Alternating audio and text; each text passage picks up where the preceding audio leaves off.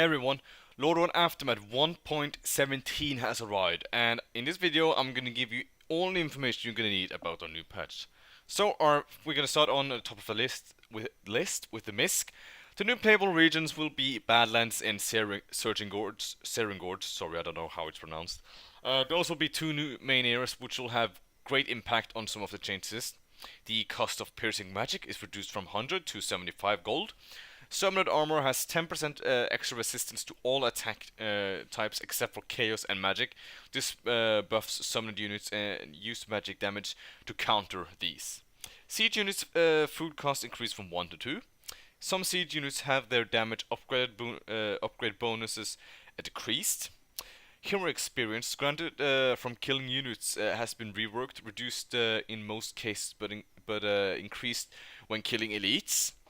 Weak melee units like footmen, militar, and ghouls now give half as much XP when killed. This makes them more attractive to use as massing them won't level the enemy heroes so fast. Elite units can no longer be resurrected. This is for balance issues. Does not affect special characters, demi heroes. Hero type damage deals 10% less damage to fortified armor. Harder for player to base aim using elites. Worker cost 1 gold but gain 50%. Gain 50%. Oh my god. Worker cost 1 gold but gain 50% and increased movement speed. People were massing this unit to get more wood but causing game lag. This limited production but increased effectiveness, so you should need less. Magic Sentry True Sight range on towers has been increased by 300. So those changes are really cool actually. Now we're gonna move on to the different players, which is of course our first one on the list is gonna be the Blood Elves. Now Blood Elves has been given some new content actually. Blood Elves gain a small base in Badlands, Bloodwatch Outpost if they should choose to join the Horde. Blood Elf archers have the ambush ability, which works much like Windwalk. When Silver Moon is restored, Kael'thas is crowned with the artifact Crown of Cothalas and has some special stuff on that crown, which is actually really good because I've tested. Blood Elf priests have a new Bloodstone ability. Their abilities have been reshuffled and try this support unit much more useful now. So, the balance of the Blood Elves now is Blood Elf, Wretched, and Fell Elf archers have +4 attack, gold cost has been increased from 16 to 19, and health has been increased from 350 to 500. Fell Elves' Fellblood spell had its mana cost and cooldown increased. Fell Kale has its damage increased by 5.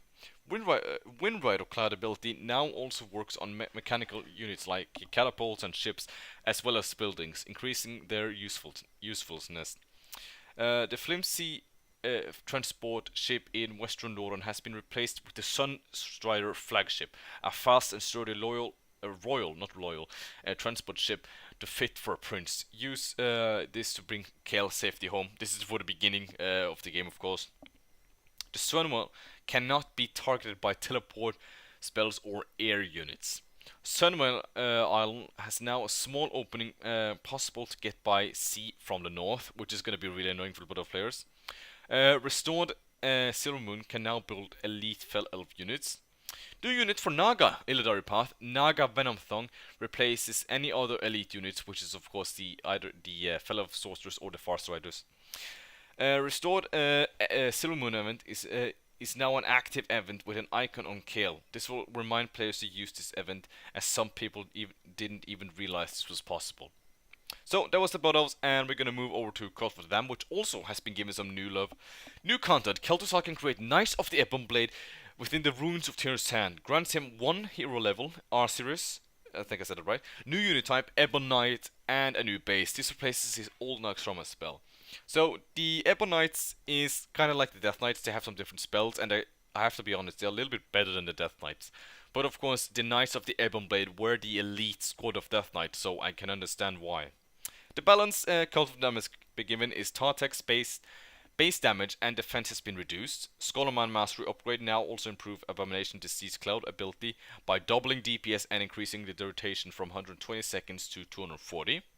Crypt Fiends require a Shulner Rube. Help Blue get this Nerubian city under Ice Crown. And Kel'Thuzad's Death Guard ultimate had their damage increased by 10. I think it's supposed to be Noth, because Kel'Thuzad has Death and Decay, so I think it's Noth, the Plaguebringer, so don't get confused there. I think it's Noth. Dragonmaw Clan hasn't had much new content either. Finger of Yogg Tentacle Beast now replaces Spear Throwers when Dragonmaw goes Twilight Path. Okay, and the balance is cost of Tiny Grey Troll item has been reduced by 40 gold. Trogol has Power of Twilight spell, which replaces his Warlock Strike ability. Twilight Citadel no longer has Power of Twilight spell. Dragonmaw Essence Elite Unit's Fellblood spell now has a cost of 75 mana and a cooldown increased by 2 seconds. Sealer's ultimate spell damage decreased from 300 to 200. Nope, that doesn't work still. I've seen it. Stun rotation of Warlock's Firebolt changed from 5 to from 5 seconds to 2.5 seconds. Dragonmaw Whelp summoned from Morgor. Now Morgor Dragon stash spell decreased from 5 to 4. Twilight Citadel now also has True Sight and +3 armor. So there you have Dragonmaw. And of course we have the Legion. No content for the Legion, but they have some balance fixes here and there. Hero XP granted from killing lesser demons has been drastically reduced. Those were way too high. Starting mana of Eredar sources have been increased from 100 to 250. Legion no longer has access to Crypt Fiend spiders. These are an Asholna Rubin unit. Legion should use demons for ranged units. Cooldown on bestowed gifts has been increased. Dreadlord Elites no longer has resistant skin.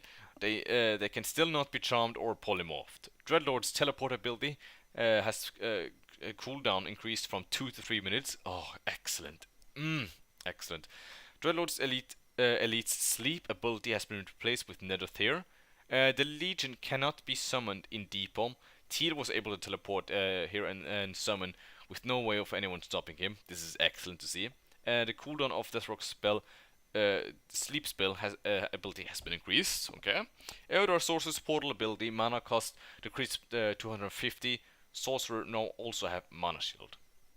Okay, that is some cool. That is some good balance issues for Legion.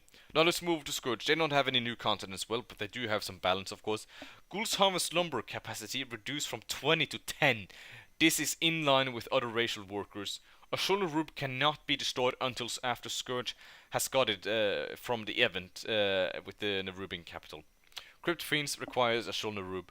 Gargoyles have -5 base anti-air attack. The Frozen Throne has no True Sight. Okay, and that was the Scourge. Let's move on. Silverhand.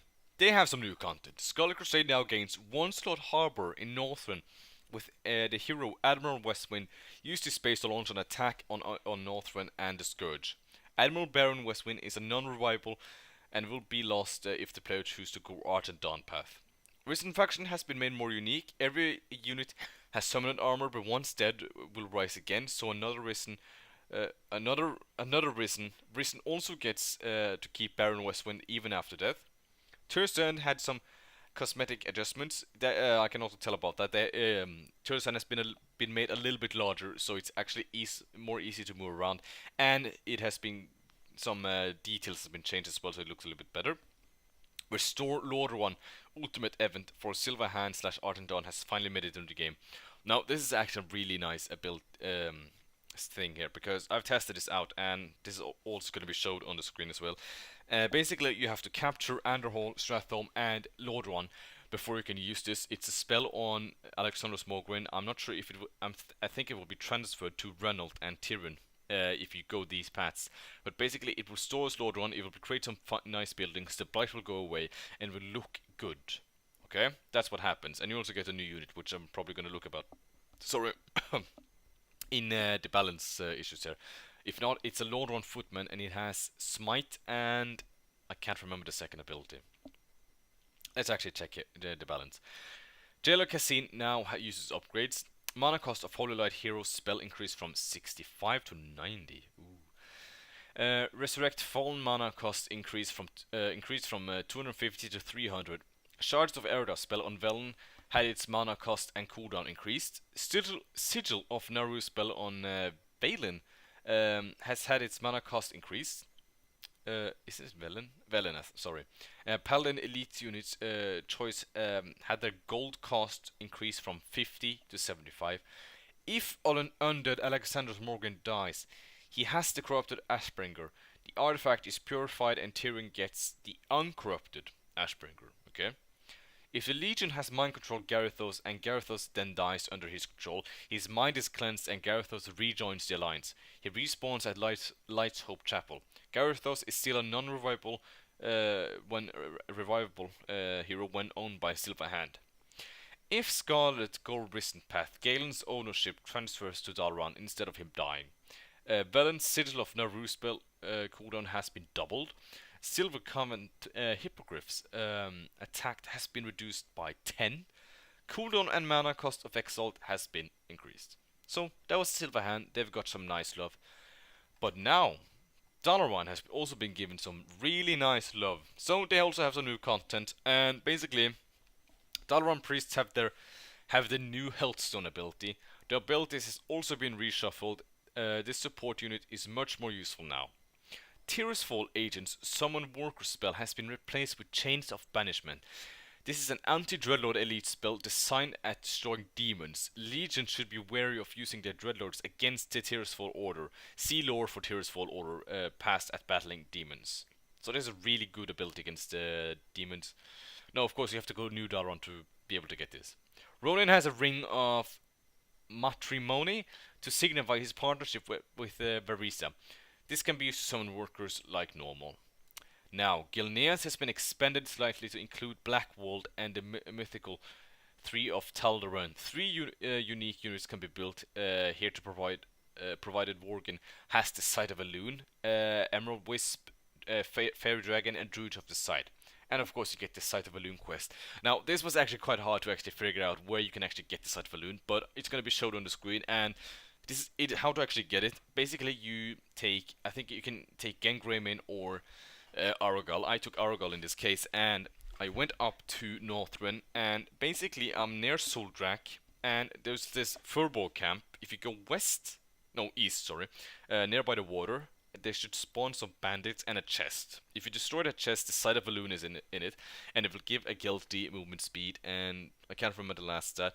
And basically this allows you to actually spawn the units from the tree, which is south from Gilneas, and you have to attack it, just slash, A attack to be in control of the tree, just so you know that, because it was a little bit confusing. And you're supposed to be able to spawn this hero Goldrin temporarily, but so far I'm not found it out. If somebody knows, please comment that. And the balance is they have been given is the new Dalaran armor increased from 3 to 10, current Tor damage decreased by 4, Dalaran can not train siege shanks unless they go Worgen. Slow area spell has been removed from sorceress. Tirisfal agents are immune to spell damage when in corporal form. Gangrayman has now heightened senses ability in Worgen form. Against Grace of the Wolf heal ability has been buffed. And Gelne's footmen and knights have now auto-casting Worgen from whenever they enter combat in human forms. So, that's the Dalaran. Let's move on. So next on the list is the Forsaken. They don't really have much at all, but they do have some new content, which is one thing. When Galen Trollbane dies, he leaves behind a gravestone. Sylvanas can use this to raise him as an undead bonus hero to serve the Forsaken. He's non-revivable, of course. Sylvanas' longbow is now dropped upon death, and this is kind of good and kind of bad, because before that bow could not drop at all. Okay. Mana cost of Banshee's possession spell has been increased. So that is all on Forsaken. Now, Dwarfs. I think they have some of the most balance in the entire game now, been going on here. So they do have some new content, which is not little. They have before Horde had a base in Loch Modan.